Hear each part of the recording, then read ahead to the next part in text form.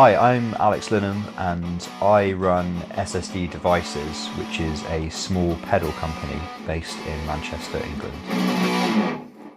So I've always been into guitar pedals, and there sort of came a point where I couldn't think of a good reason why I didn't sort of learn more about them.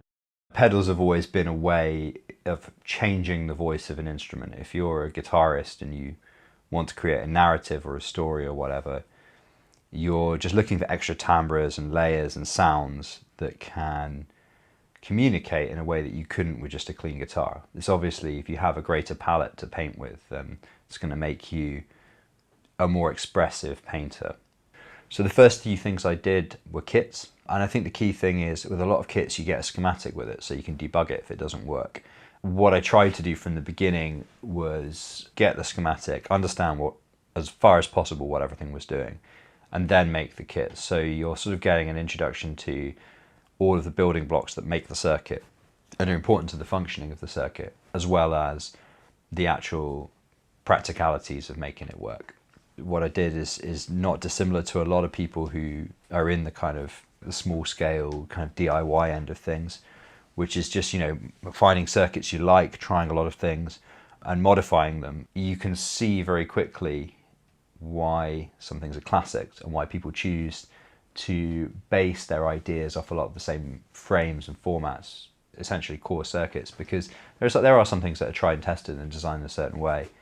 More recently I've been building some things. I have something that I'm working on that's actually on a breadboard behind me that's sort of from scratch. Started with an empty breadboard, chose an op amp to work with, and from what I've been learning from textbooks and things about how this sort of worked, and from the data sheet for the component, just built up a circuit around it and then added in. There are building blocks obviously that you can use that are broadly speaking the same. I mean, tone stacks, there's the tone stack that's in Marshall amps, there's a tone stack that's in Fender amps, there's a tone stack that's in Vox amps, there's a Baxandall circuit, there's the Big Muff tone stack.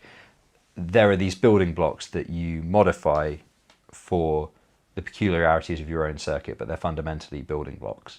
And there are a couple of things like that, which then, you get to the stage of, okay, I've got these parts of it working.